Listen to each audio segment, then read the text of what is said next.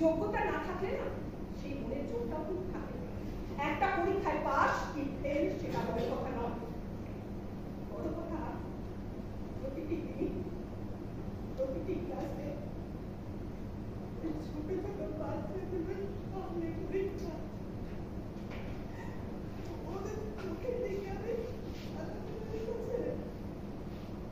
ওরা বলতে থাকে আমাকে তুমি অযোগ্য।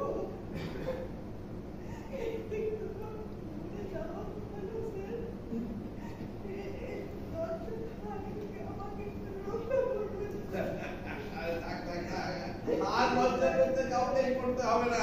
এই এত লজ্জা করতে এই স্কুলের মধ্যে মার খাওয়া সবাই যদি জানে চাকরি পাওয়ার জন্য মাপ কাটিয়ে হলো না। আমি আসছি তুমি বলছি নানান তো নামই আপনি শুনুন, আসলে খুব কঠিন না।